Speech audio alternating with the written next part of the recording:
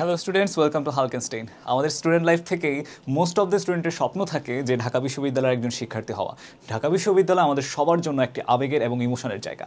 কাজেই তোমাদের কথা চিন্তা করে আমরা যে নতুন কোর্সটি লঞ্চ করতে যাচ্ছি সেটি হচ্ছে শূন্য থেকে ঢাবিয়ান বা জিরো টু ঢাবিয়ান। তোমার প্রিপারেশন যদি একদমই জিরো হয় বা তোমার যদি কোনো আইডিয়াই না থাকে যে তুমি কীভাবে পড়বা, তারপরও তোমাদেরকে তোমাদের প্রিপারেশন মজবুত করে তোমাদের স্বপ্নের বিশ্ববিদ্যালয়ের স্বপ্নের সাবজেক্টের একটি সিট নিশ্চিত করার জন্য আমরা যে লক্ষ্যে কাজ করে যাচ্ছি সেটি হচ্ছে এই নতুন কোর্সটি।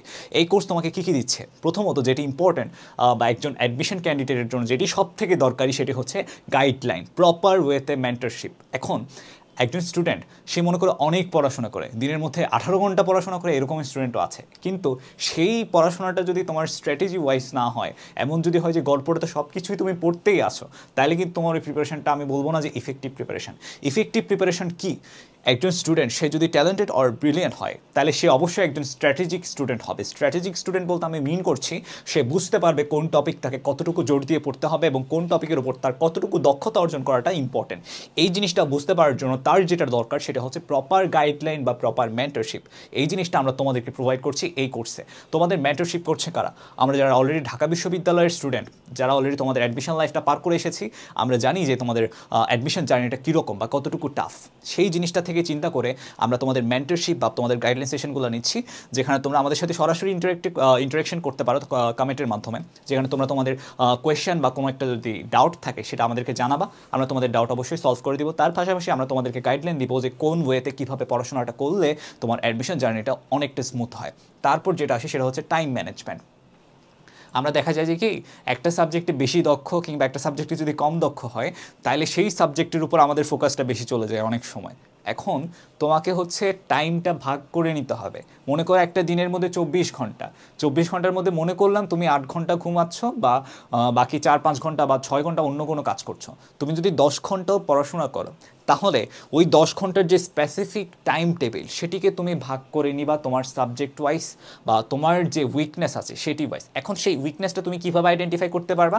এই যে বললাম রিভিশন অ্যান্ড এক্সাম। তুমি যখন রিভিশন দিতে যাবা কোনো একটা সাবজেক্টের কোনো একটা চ্যাপ্টার, তখন দেখবা যে অনেক কিছুই হচ্ছে তোমার মাথায় মনে পড়ছে না। এখন ওই জিনিসটা হচ্ছে তখন তুমি যদি সাথে সাথে আবার পড়ে ফেলো তাহলে জিনিসটা হচ্ছে তোমার মাথার মধ্যে ইনক্লুডেড হবে। প্লাস তুমি যদি সাথে সাথে এক্সামটা দাও তাহলে তুমি আরও বুঝতে পারবা যে কোন টপিকের উপর তোমাকে আরেকটু ভালো করে পড়তে হবে। এই জিনিসগুলো আইডেন্টিফাই করতে পারা, এই জিনিসগুলো বুঝলেই তোমার প্রিপারেশনটা অনেকাংশেই আমি বলবো যে কমপ্লিট হয়ে যায়।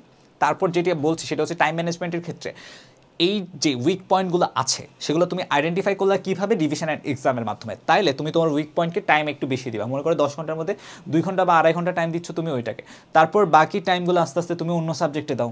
যেমন হচ্ছে তুমি মনে করো ফাইন্যান্স একটু কম পারো, ফাইন্যান্সে তুমি আরেকটু টাইম দিলা, অ্যাকাউন্টিং একটু টাইম দিলা, ম্যানেজমেন্টে টাইম দিলা, মার্কেটিংয়ে টাইম দিলা। এইভাবে দিনের পোর্শনগুলোকে আলাদা আলাদা করে নাও।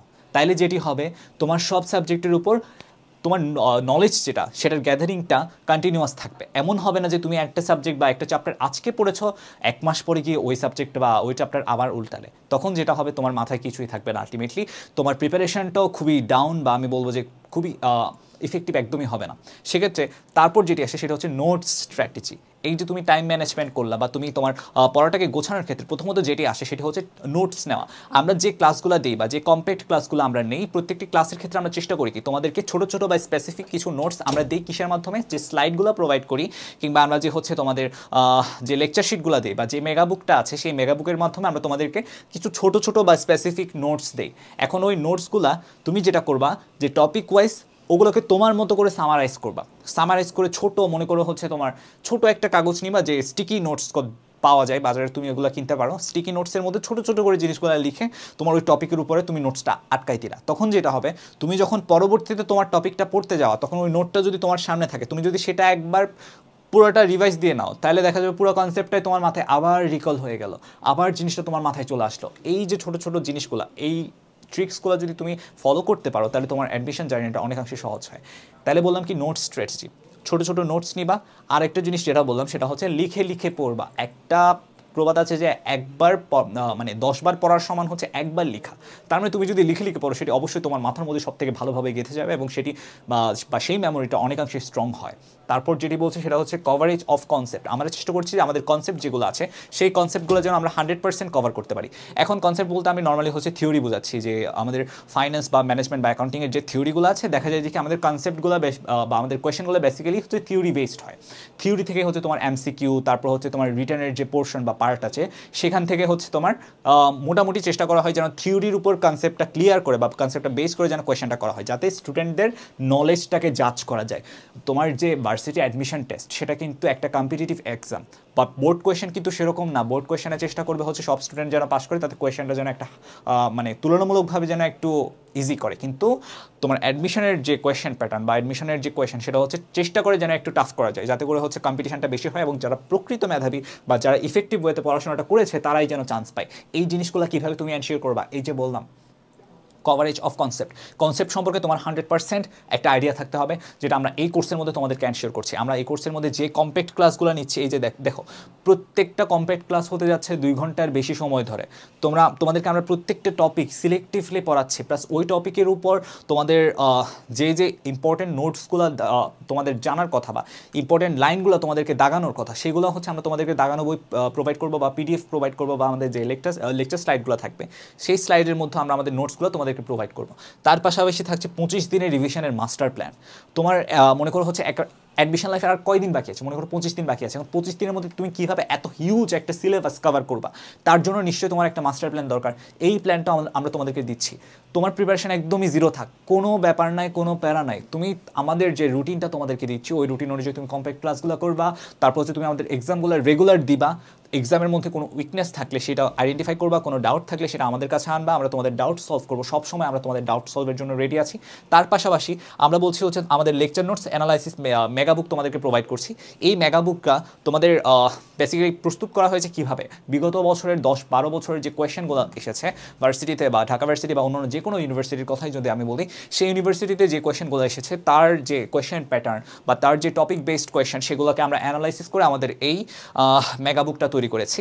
কাজেই এই মেগাবুকটাও তোমার অ্যাডমিশন প্রিপারেশনটাকে অনেকাংশে স্মুথ করতে সাহায্য করবে। তারপর বললাম যে এক্সাম, অ্যান্ড লাস্টলি হচ্ছে আমাদের যে মেন্টরশিপ বলছি সেটা। এই মেন্টরশিপ বা গাইডলাইন এটা বেসিক্যালি তোমাদের অ্যাডমিশন লাইফের বা একাডেমিক লাইফের অনেক বড় একটা অ্যাডভান্টেজ হতে যাচ্ছে। কারণ যারা অলরেডি তোমাদের স্বপ্নের বিশ্ববিদ্যালয়ে স্বপ্নের সাবজেক্টে পড়াশোনা করছে তারা তোমাদেরকে ডিরেক্ট মেন্টরশিপ করছে এখানে, তারা তোমাদেরকে ডিরেক্ট গাইডলাইন দিচ্ছে। তাদের স্টুডেন্ট লাইফে যে ভুলগুলো ছিল তোমরা সেগুলো জানতে পারছো, বা তারা কী কী ট্রিক্স ফলো করেছে তাদের সাকসেসফুল হওয়ার জন্য, সেই ট্রিক্সগুলো তোমরা জানতে পারছো। পরিশেষে আমাদের এই সবগুলা যে ইম্পর্টেন্ট টপিক আমি বললাম যেগুলো হচ্ছে আমাদের অ্যাডমিশন লাইফের জন্য বা আমাদের অ্যাডমিশন লাইফটাকে স্ট্র্যাটেজিক্যালি ওয়াইজ এবং সাকসেসফুল করার জন্য যেটি সবথেকে ইম্পর্টেন্ট যে টপিকগুলো সেগুলো তোমাদের সাথে আমি ডিসকাস করলাম। এরকম আরও অনেক টপিক আমরা আমাদের প্রত্যেক দিন যে কম্প্যাক্ট ক্লাস সেগুলোতে ডিসকাস করতে যাচ্ছি বা ট্রিক্সগুলো তোমাদের সাথে শেয়ার করতে যাচ্ছি। পরিশেষে একটা কথাই বলতে চাই, আমাদের এই জিরো টু ঢাবিয়ান কোর্সটা তোমাদের যে একাডেমিক অ্যান্ড অ্যাডমিশন লাইফ বা তোমাদের যে ঢাবিয়ান হওয়ার স্বপ্ন, সেই স্বপ্নটাকে বাস্তবায়ন করার জন্য অনেক বড় একটা অ্যাডভান্টেজ হতে যাচ্ছে বা অনেক বড় একটা সাপোর্ট সিস্টেম হতে যাচ্ছে। তোমরা যদি এই কোর্সটা এনরোল করো তাহলে আমি গ্যারান্টি দিয়ে বলতে পারি যে আমাদের যে রুটিন কিংবা আমাদের যে ক্লাস স্ট্রাকচার বা রুটিন স্ট্রাকচার বা এক্সাম স্ট্রাকচার সেটা যদি তোমরা ফলো করে রেগুলার মেনটেন করতে পারো, তাহলে সেটি তোমাদের ঢাকা বিশ্ববিদ্যালয়ের স্বপ্নের সাবজেক্টে একটা সিট অবশ্যই নিশ্চিত করবে। পরিশেষে তোমাদের জন্য শুভকামনা জানিয়ে আজকের সেশন এখানে শেষ করছি। ধন্যবাদ সবাইকে।